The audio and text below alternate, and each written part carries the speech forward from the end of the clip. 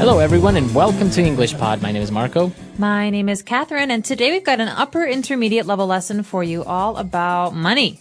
That's right. We are trading money. We're actually negotiating in this very popular topic nowadays, the whole foreign exchange market. Okay, so we're talking about currency, which is the money of different countries. For example, the currency of Ecuador is... the US dollar. Yeah. Hard to believe, but true. I'll tell you all about it later. Okay. Well, the currency of America is also the US dollar. So with that in mind, let's listen to today's dialogue.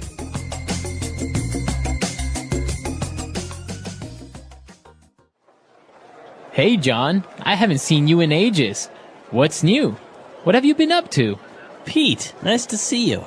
Well, on top of the norm, wife and kids and work, I've actually gotten into doing some trading. Trading? You, big guy? What are you trading? Currencies. Currencies? As in euros, dollars, pounds, and rupees? It's called Forex, foreign exchange. The great thing about it is that I don't have to invest a huge amount. I put in a margin deposit and then I can buy and sell up to 100 times that much. I don't understand. You're buying and selling money? You got it. Just last night I made $150. Last night? Yeah, it's a 24-hour market. I'd bought some renminbi earlier at a low asking price, but last night it appreciated drastically. So I made a split-second decision and sold all of my RMB at an amazing bid. I've also done some trading with Swiss francs and Australian dollars and Hong Kong dollars. I've made some good profits, but I've also suffered some losses. It depends on a lot of factors, just like any other market. In total, I've made about $500 in the past few months. You're kidding! I'm on. Where do I sign up? All right, we're back. So this guy is trading currencies, as we heard. And, well, we're going to talk about a lot of the specific vocab that he used about this topic. So why don't we take a look at some of those now in Language Takeaway. Language Takeaway. Well, the first thing I think we should talk about is one of the first things that he says, actually. Peter says, I haven't seen you in ages. I haven't seen you in ages, right. So, obviously, he hasn't seen him in a long time, and that's what in ages means. That's right. So, we haven't seen each other in ages. Mm-hmm. So, what other ways can we use in ages, or the word ages? Well, you could actually say, it's been ages. So that means it's been a long time. It's been a long time, or we haven't gone out for ages. Okay, so then you can use it with for ages. For ages, in ages. So the key word here is ages, which means a long time. Long time. Okay. And, well, he hasn't seen him in ages, and the guy's like, well, you know what? I've actually gone into trading. So that means he's started doing some trading. Right. Now, trading is a very broad word because you can trade, as in this case, currencies, which is basically to buy and sell currencies. But you could also trade stocks, right? Mm-hmm. You can trade stocks, or even people that are involved in import-export. They are involved in trading. Trading. So basically trading is buying and selling something. Right. So you're trading. You are exchanging a product for money, or money for a product. But the difference is you're not actually making any products. Right. Mm-hmm. Okay, so that's called trading. You're not really manufacturing anything. You're just exchanging goods and services and money. All right, so that's for trading. Now, moving on, he was explaining how the foreign exchange market works, and he says, I don't have to invest a huge amount. I put in a margin deposit, and then I can buy and sell up to 100 times that much. So, Marco, here's the question. What is a margin deposit? Because a deposit is basically money that you invest somewhere, or that you pay in. Right. Well, basically, a margin deposit is like a percentage. So he basically puts in a percentage of what he intends to buy. So, for example, a margin deposit of $1,000 might be $1 or $10. Okay, so maybe if it's $10, you're talking about a 1% margin. Mm-hmm. Exactly. So that's what he means by a margin deposit, and that's why he explains that you don't have to have a large amount of money in order to trade in the foreign exchange market. You just put in a margin deposit, and then you can work around that. Well, it sounds pretty easy, but then he explains some more details about it, and it gets to be a little bit more complicated. That's right. He explained about how he makes money and how he bought some Chinese renminbi and then he sold it because it appreciated drastically. So he bought it when it was cheap and he sold it when it was expensive. So the price changed. Right. So this kind of price change, when something goes from cheap to expensive, it's called appreciating. Appreciation. So the verb is to appreciate. It's very different from using it in the sense of you appreciate someone, right? Like, oh, I really appreciate you. Yeah, no, it's very different. We could say this about most goods or investments. For example, my parents bought a house in 1970, and the value of the house has really appreciated over the last 40 years. So now the value is much, much greater. And actually, just mentioning it while we're on the topic, to appreciate, as you say, is something becomes more expensive. The opposite, when something becomes cheaper or maybe the value goes down, is to depreciate. Depreciate. So that D at the beginning means it's going down. Right. Okay, and moving on to our last word for language takeaway. So when he was talking about selling the Chinese currency, he said that he sold it at an amazing bid. Okay, let's talk about bid here. B-I-D, bid. What does this mean? So to bid is to place an offer for something. Okay, so for example, at an auction, when someone is selling many old objects or some art, I can bid $100. Right. And maybe someone doesn't accept my bid. But if they do accept my bid, then I pay for it. Right. So basically, a bid is just another way of saying an offer. You're offering a certain amount of money for that product or that service. And you see it a lot, for example, on eBay, right? That's right. So eBay is an auction website, basically. And someone who's selling someone can see many, many bids, and they select the best bid. Exactly. So that's what a bid is. So that's all we have for language takeaway. Let's move on now to Fluency Builder. Fluency Builder.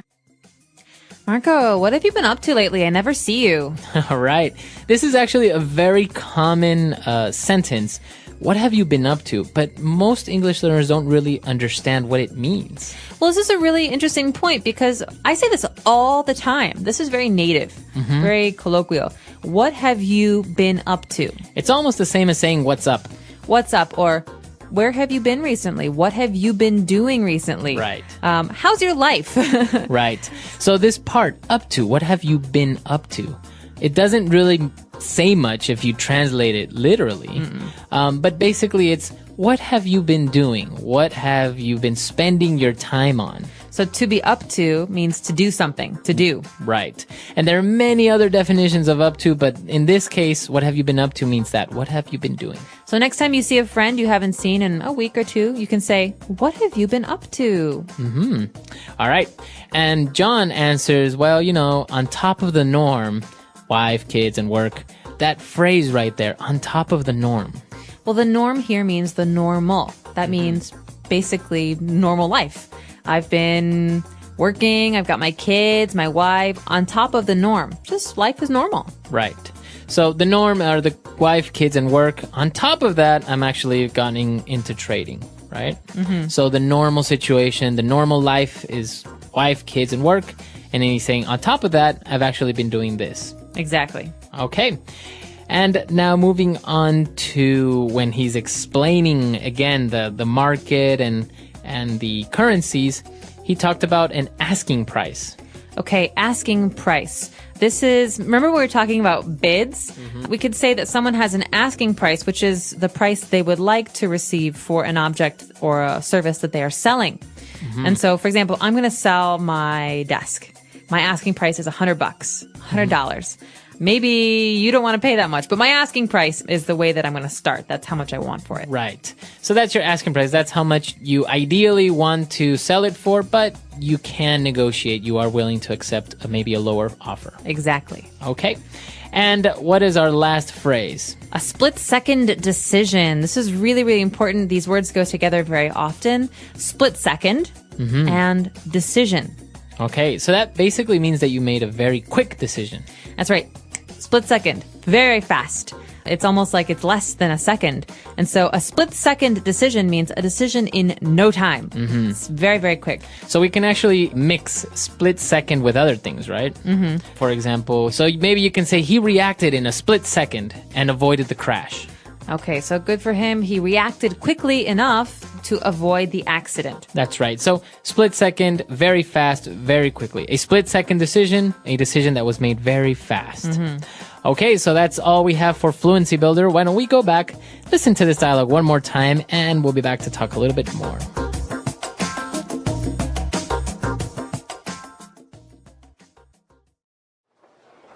Hey, John, I haven't seen you in ages. What's new? What have you been up to? Pete, nice to see you. Well, on top of the norm, wife and kids and work, I've actually gotten into doing some trading. Trading? You, big guy? What are you trading? Currencies. Currencies? As in euros, dollars, pounds, and rupees? It's called Forex, foreign exchange. The great thing about it is that I don't have to invest a huge amount. I put in a margin deposit and then I can buy and sell up to 100 times that much. I don't understand. You're buying and selling money? You got it. Just last night I made $150. Last night? Yeah, it's a 24-hour market. I'd bought some renminbi earlier at a low asking price, but last night it appreciated drastically. So I made a split-second decision and sold all of my RMB at an amazing bid. I've also done some trading with Swiss francs and Australian dollars and Hong Kong dollars. I've made some good profits, but I've also suffered some losses. It depends on a lot of factors, just like any other market. In total, I've made about $500 in the past few months. You're kidding! I'm on. Where do I sign up?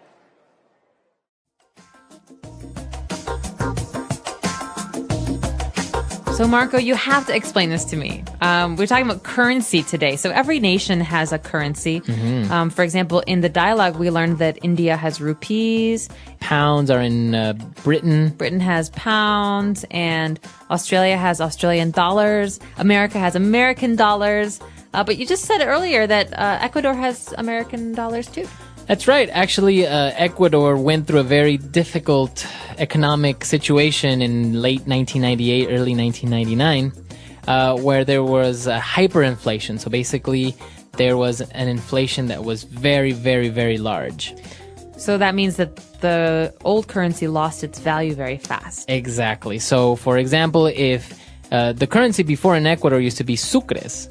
So if 10 sucres was $1, all of a sudden it was 50 sucres was $1. Oh, wow. So, and it got to the point where goods and services went from 3,000 to $1 to 25,000 to $1. Oh, okay. So people have bags full of money and it's not really worth anything anymore. Exactly. So what happened was the central bank couldn't absorb this currency depreciation. They couldn't really regulate prices. Obviously, salaries were about the same, so you have a lot less money comparatively. And so the government decided that there were two options. Either they would follow Argentina's example, what they did a couple of years before, and set a fixed rate. So in Argentina, it's 3 pesos to $1. Or we would just get rid of our currency and just use US dollars. So that's what they did, right? They use US dollars, and now if you ever travel to Ecuador, you will use US dollars. The same exact bills that you use in the US are the same exact bills in Ecuador. So no need to exchange currency. No need to exchange currency, and that's why I guess there are many factors that people say are a lot better. For example, trading has become a lot less complicated because now you're negotiating in US dollars as in everywhere else in the world. But then other things, as you know, not having a national currency also affect. So there are a lot of things going on, but it's an interesting topic. Very interesting. Well, so maybe for those of you who are listening, you could tell us about your country and your currency. What do you use? What do you spend money on? And do people buy and trade currencies where you're from? Exactly. Or maybe you can even enlighten us with the exchange rate. Maybe usually it's a good question to ask, how much is a liter of milk? Or how much is a haircut? Right, because these are things that everyone needs, so the price doesn't change that much. Exactly.